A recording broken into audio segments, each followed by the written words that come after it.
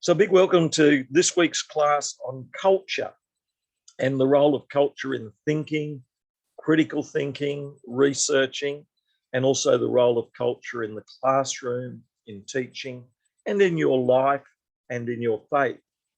So as you look at assignment 3, you'll recognise that there can be big differences between modernity and Western culture and the culture of First Nation people, which are often more oral, more communal, more hands-on, as opposed to the modern Western culture and industrialization that's developed over the last 300 to 500 years or more, with an emphasis on individualism, capitalism, materialism, measuring, which makes for rather different cultures. And there's lots of other cultures that we're going to be looking at today. And some of the different cultures that we'll be looking at include gender. So this can be male and female culture, race and ethnicity and different nations, sexual orientation, religion. Socioeconomic, I think, is a big one, whereby the suburbs you come from, similar to with urban and rural, but in socioeconomic, as one of the students said, you can have both pride and fear and disappointment, and that can be true with the socioeconomic place that you come from as well. And family too brings culture. Some people have more abilities and disabilities. Some people have more abilities in sport, IQ, science, maths. Others have more ability in the languages or in the arts and humanities. Different cultures with different age, different cultures with different backgrounds, family structures, different body shapes, geographic locations. There's lots of reasons why we have lots of different cultures, and we'll be looking at those today. And one of the big themes that I think stood out to this course is that there is the modernist view of the world, which has so many benefits in science. You measure things, very objective in medicine, but there's also subjectivity, and we see this with Plato, an emphasis on subjectivity, and Aristotle, an emphasis on objectivity. And we see there's lots of great thinkers through history that we can learn from, and people have pride and shame in the different groups and backgrounds that they come from. In Genesis 11, in a previous class, in relation to language, we read that the world was one language, one speech, we could say one culture. But one way of reading this is that if humans claim to create one culture, they often get it wrong. But Christians say that they can bring a godly, good, healthy culture to a world rather than a man-created one, and they can be open to God's redeeming, transforming culture. And acknowledging the diversity of cultures can bring humility and help us to listen and hear and understand God's view of the value of diversity.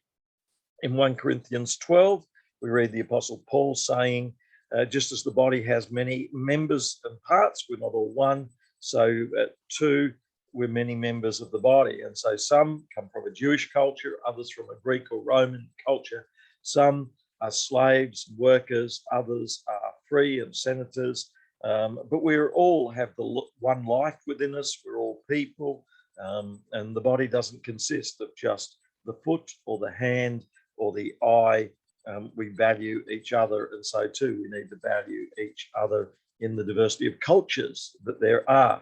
In Galatians 3:28, Paul writes, there's not in Christ Jew or Greek, slave or free, male or female, we are one in Christ. So today we'll look at culture and the differences and see how this helps us in our teaching and in our understanding of God's purpose for our world and for life.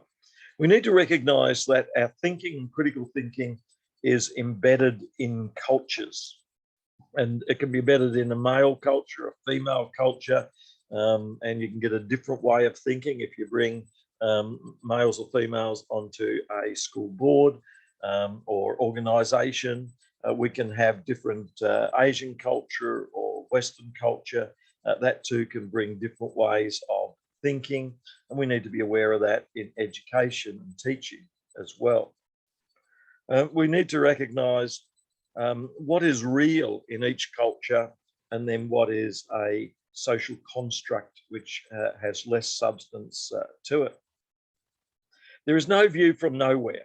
All positions stem from a particular historical position in time, economic and social and cultural position. So we all have roots in history, and we have roots in the cultures that we mix with.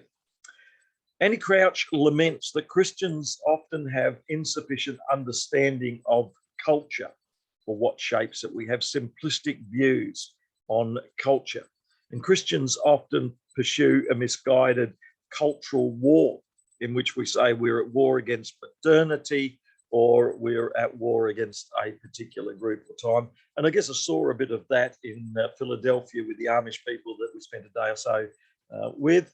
And so they're concerned that if you have a push bike that has pedals, then you could destroy the whole of society. So their push bikes are only push along push bikes so that you can't get too far away from your family or your mum when she's chasing you or whatever. It brings social coherence not to have pedals on your push bikes.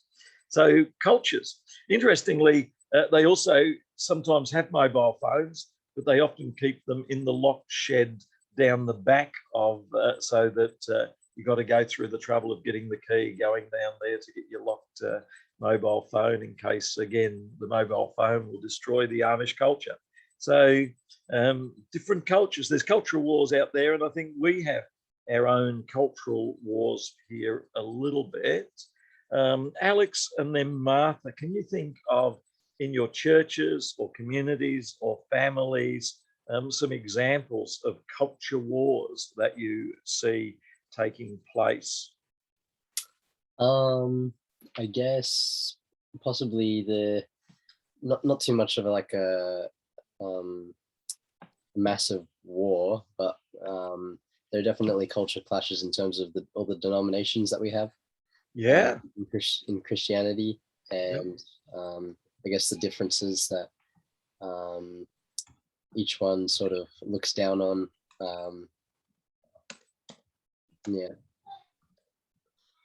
Yeah, and certainly I've seen that with the traditional Catholic and Anglican and other churches, and even Greek Orthodox, where the service is in Greek, and they can look down on charismatic with guitars and drums, and vice versa. The charismatic with guitars and drums can struggle to understand the bells and smells and clothing of the more traditional church. So yeah, I see that. Martha, your thoughts on examples of cultural clashes that you see around us?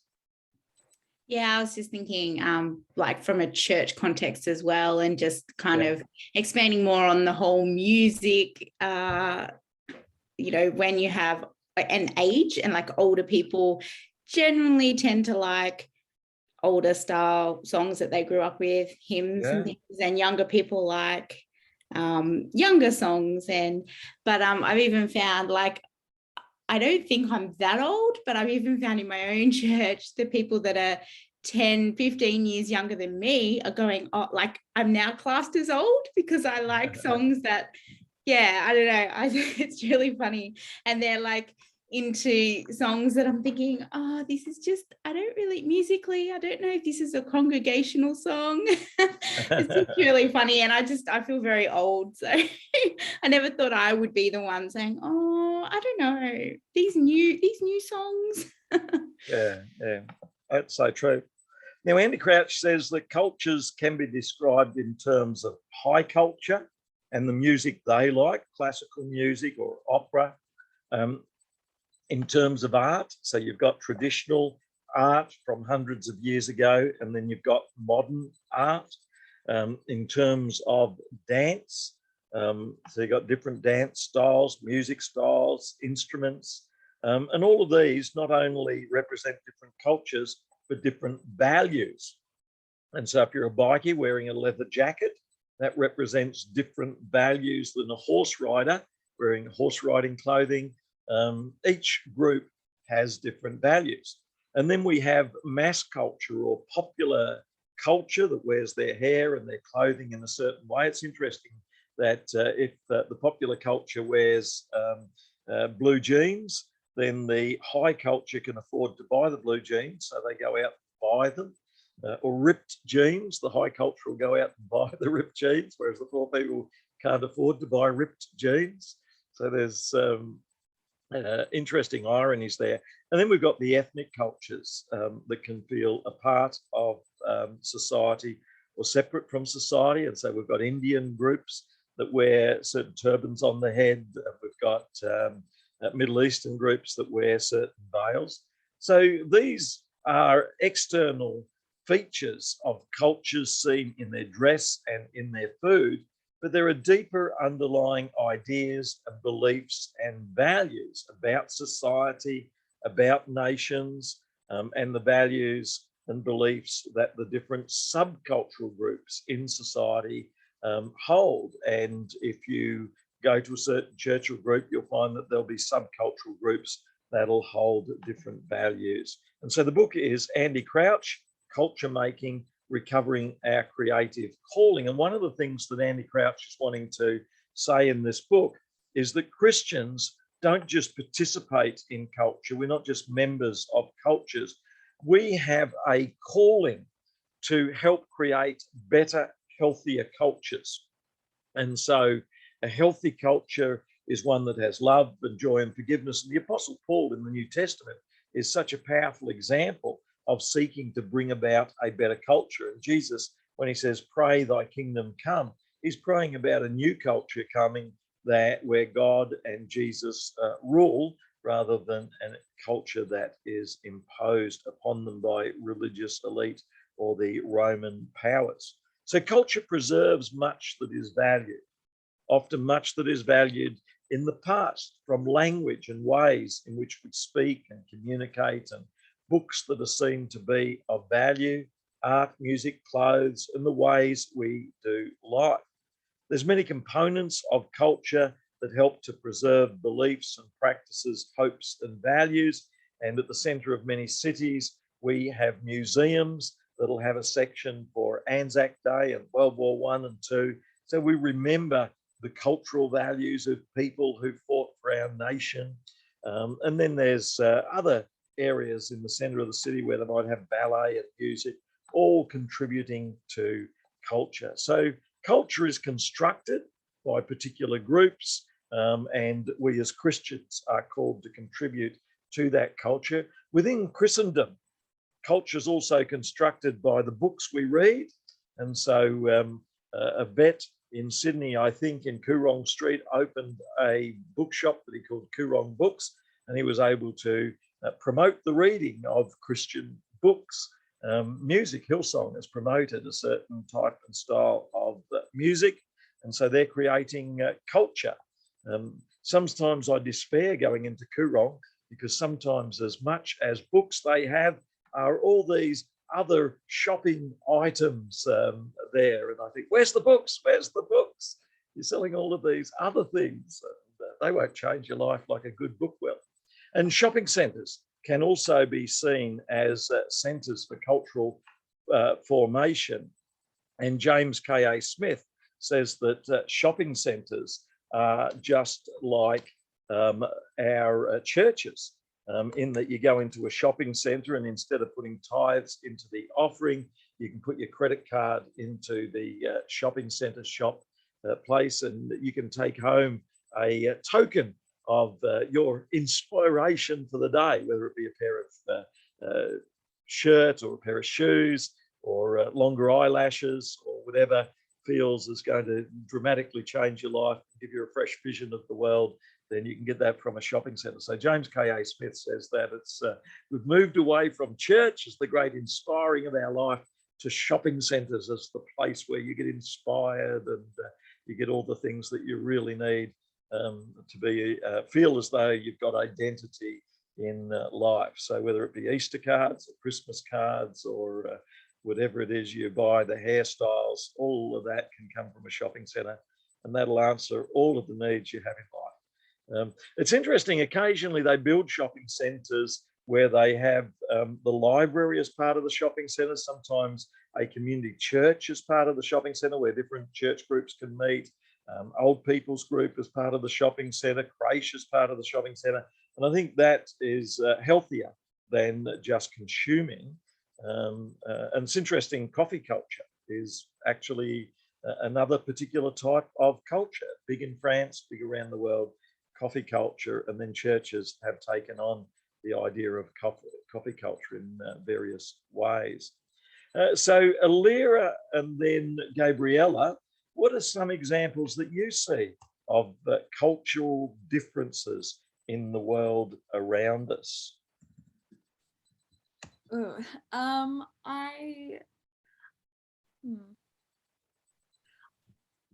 I see a fair bit of what is it, self-right, like almost a sense of I deserve this kind of culture, rather than I need to work hard to get this. Yeah. It's very well, I deserve it, so why don't I have it now? That's it. Yeah, sorry, you go. Yeah. That's good. Gabriella, what are some of the cultural factors that you see around us, evidences around us? And I guess we're looking at the surface ones we can see, and then there'll be deeper questions about what's underneath. Yeah, Gabriella? Well, initially I was thinking just voice and like tone and that, but that's probably not a surface level one. That's not. Yeah, no, I think that's true. Because we do see, I mean, boys are meant to be noisy and girls quiet and gentle. And so, yeah, voice and tone. And then you've got the charismatic leader. So in some churches, you got to have a strong voice. And then you go to a more traditional church, Anglican Catholic, you might have to have a gentle voice. Yeah, they're good ones. Further thoughts, Gabriella? No, That was all. Yeah, that sounds good. Kieran, do you have thoughts on examples of culture you can see around you? No, mostly because I live in the country and we don't have much of a different culture out here. What about, do you see any examples of rural, urban cultural difference? So there is the thought that rural people think differently. Yeah. Well, we're a bit more tame when it comes to like I don't know, I've seen like my church here is Pentecostal, but we don't have big flashing lights and we don't have like massive hype songs, as opposed to the church I went to when I lived in the city, which has like designated lights, 3 cameras, an entire streaming team, huge stage, and like just massively hyped songs. So I suppose it's interesting because if you're a farming person and you went along to a church that had was darkened and you'd painted all the walls black, it wouldn't go down so well in a rural town, would it? They'd sort of wonder what strange thing is going on. Whereas a city, you expect strange things to be going on. And yeah, so there are quite, and the same with the way you dress. In a city, you can dress like used car salesman or real estate salesman, but in rural, I guess you dress up a bit, but yeah, there's different ways you dress. So the concept of culture, many aspects of our lives, our worlds are accepted in terms of the way we dress, the way we eat, but also our deep fears and thoughts are also related to our cultures. And yeah, see some churches, they're anticipating the end of the world. Other churches anticipating the world will go on for a long time. Some churches think that a few political changes are going to destroy our whole society. And then other churches think that it will advance our whole society. So culture has these different expectations about it. And we've got these more visible and less visible aspects of culture. So here's this list of 16 cultural groups. gender, race, ethnicity, sexual orientation, religion, socioeconomic, able and disabled, age, family, native language, occupation, body shape, geographic. There's lots of different cultures all around us. And there's a number of problems. That is, one group will discriminate against another. One group won't recognize another. There'll be shifting demographics. That is, all the people from one culture will move to one part of the city. And even in terms of sexual orientation or whatever, they'll all move to one part of a city and support one another, or the youth nightclubs will all move to one part of the city. So you get all of these geographic factors as well, and there's a certain level of competition between the different cultures. Shock horror, I went to Myer in the last couple of days, and the displays they have in the Myer windows, I was expecting to see suits and wedding dresses, and it was all gym clothes and all of these other things. And I thought, Myer is really going for a different culture. This is end of the world has come.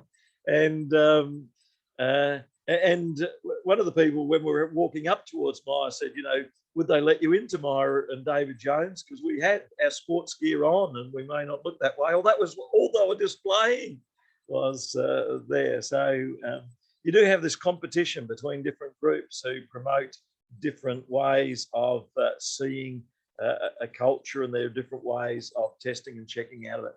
So if culture represents the histories, the attitudes, the behaviors, the clothing, the language, beliefs, the uniqueness of the groups that we're a part of, can I get you to write down a couple of groups and a couple of words that describe the cultures that you are a part of? So we're interested in what are some cultural groups that you're a part of? What are some words to describe those cultural groups that you are a part of?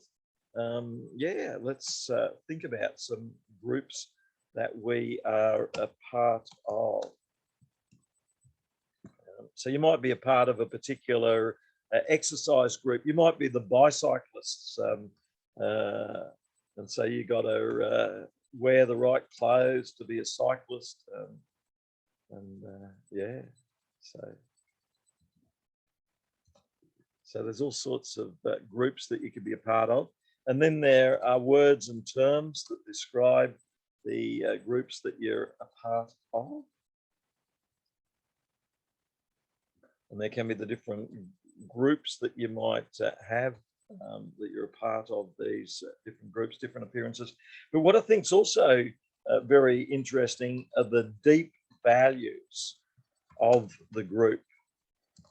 And so some groups have very different values to other groups. And there's an attempt to outlaw motorcycle groups that wear leathers because they feel as though the values aren't so supportive of the other groups that they're a part of. Alex, what are some of the groups that you're a part of that reflect cultural values and cultures? Do you have any interesting groups you're a part of? Definitely like a creative sort of musical culture I've grown up in. Yeah. And then I guess in terms of Yeah, and tell me a bit more about the creative musical culture. Do they dress a certain way, or not particularly, but yeah. Definitely in the way that they're definitely different in the way that they I guess interpret music, and Yeah. just sort of analyzing different bits of music whenever it's on in the background, and Yeah, that's yeah. good. And another cultural group you're a part of? Definitely a sporting culture. Wow. So that definitely affects what I'd wear around casually, and Yeah. what I talk about with my friends. Yeah, so good. And Martha, do you have some cultural groups that you're a part of? Yeah, I'm just thinking about church, and probably that that again, it's an age thing, but I'm probably in like the young adults group, like we lead that. So to try and be, I'm a little bit older than young adults, I think, but to try and be not included, but I bought my first Converse the other day, everyone, and they were pink. They were very cool. But, and I was like, I got to church and I was showing them. And I think that's a whole culture, I don't know, trying to be a part of that. Does that make sense? So I think that's absolutely. And even within a church, you got different subcultural groups, haven't you? And then you got the leaders, and they may be either an academic leadership group, or they may be a practical or an evangelistic or a healing, and then you've got other groups within the church that are keen on other areas and activities. We've got also some competition or tensions between the Christian culture and other cultures.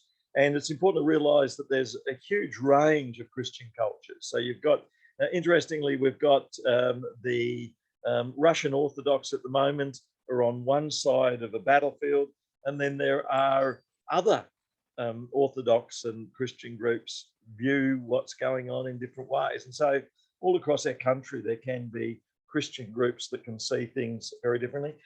We've talked a lot about modernity with a focus on measuring things versus the First Nation people, where so it's written culture versus oral culture versus maths culture. And so there's also subconscious biases. So modernity, it's only the physical and real that you can measure. And then First Nation, you've got the North American Indian people, Pocahontas singing Colors of the Wind, and we'll break into song at this point and sing about that. And so you've got quite different cultural groups there, seeing things in different ways. So it's important as a teacher that you understand that with 25 students, there could be 25 different cultures, some of which are going to see things a certain way on the surface, and then there's going to be other deep values that they hold deep down. And I think it's important as a teacher to develop honor between the different cultural groups. So if you've got people from one Pacific Island and people from Maori, and you've got people from one Asian group, it's important that the teachers develop a sense of honor there. Gabriella, what are 1, 2, or 3 steps that a teacher could use in order to bring about these sorts of beneficial attitudes towards one another? Gabriella? I think they themselves living out that example in terms of how they interact and engage with a wide variety of diversities, I think then just demonstrates and lives it out for the kids. So I think that would be a first step in terms of them living it out. Other steps, I think just encouraging and I don't know, walking alongside that conversation of, I don't know, making that flow. I don't know. Yeah, I think that's exactly right. I think you need to encourage, you need to give opportunity. And I think knowledge is so helpful. That is, at different times, you might highlight, and you might start off speaking very positively about a culture and then say one of the students' names and say, can you tell us a bit about your culture? And then you might introduce it and say, we're going to seek to understand better a range of cultures, and there will be a range of cultures here in the class. And I think it's important that we honour the cultures that get squeezed out. Maybe we need a culture for short people, or we need a culture for shy people, and recognise the value of all of these differences. A lot of what we understand about culture is under the surface like an iceberg. So we can see the difference in clothing on the surface. We can see the difference in food on the surface, or see the different language. But underneath, different communication styles. So some cultures will speak very harsh and direct, others more gentle and quiet. Some will have certain beliefs and others very different beliefs. Some will have certain attitudes, some other values, some will have certain perceptions. So cultural competence or cultural intelligence refers to the ability to interact effectively with people from different cultures. And we need to recognize that we won't get it right all the time. We can make mistakes. We can say something that may be dreadful, but at the same time, there has to be forgiveness on both sides. We need to be learning and growing and working towards a greater understanding of the differences in culture that are all around us. So one of the real challenges is to understand the immaterial, deep cultures below the surface cultures. And so there'll be certain myths that a culture will have, such as equality or difference. And so there's two big Christian groups. One is the egalitarian position. Has anyone come across egalitarian and complementarian Christian groups? Martha, do you want to tell us a little bit about egalitarian and complementarian, if you can remember? So I think it's to do with the roles of male and female. Well, that's how I've heard it, particularly in leadership within churches. So and marriage and things. So complementarian is, from what I understand, male and females are different but have equal. No, hang on. Complementarian, they have different roles but equal value. Yes. Is that right? And then egalitarian, I'm guessing one, maybe that's, I'm actually not sure about that one. Is that just the opposite, like one is more important or one has to submit to the other or something? Yeah, so we've got egalitarian equal and complementarian difference, but the male and female will complement one another. And so very different views. And I think both groups make it work, but they do from very different approaches. And so if you go along to an egalitarian church, they'll be saying male and female all equal. And then if you go along to a complementarian church, they'll be saying, the females will be making a cup of tea and the males will be talking politics or whatever. And they'll say, we're complementing one another. And so, you've got difference and equality. But recognize these are cultures that we see around us in Christendom. And then we've got different folklore. That is, we tell a tale that you can make it on your own as a great individual. We tell stories about how our heroes are the great individuals. But the reality is often we need to be more communal than just individual heroes as well. And so we need to reflect at times as teachers. Are we telling these great individual heroes you can accomplish anything and missing out on cultures that emphasize you need other people? Some cultures emphasize you got to be happy all the time, and other cultures give you a lot more room to be sad and to lament and write sad songs and poetry. When it comes to values, some culture values money and materialism, other culture values friendship and social relationship. Some cultures are oral, some are written, some spiritual, focused on ultimate reality, some on the here and now, some on the future as well. So there's lots of different cultures seeing the world in different ways, and you're going to have students from different cultures in your class. And I think the most important thing is that we need to listen to one another, value one another, and recognize we're all on a journey working out which cultures are going to be healthiest and best along the way. In terms of cultural competence and intelligence, we need to move beyond just oversensitivity to one another, and we need to move towards a growing awareness of the need to share resources. And so there can be competition or there can be cooperation. So you come from a different culture, we need to realize we work together. We need to recognize the patience to stay for the long haul, but there'll be other cultures rush in, get a quick result. And this can be the same with personalities as well. We need to acknowledge independence and interdependence and diversity, and we need one another. and then there can be different attitudes towards risk taking. So cultural responsive teaching is teaching where the language and the culture align. So we think about the words that are used.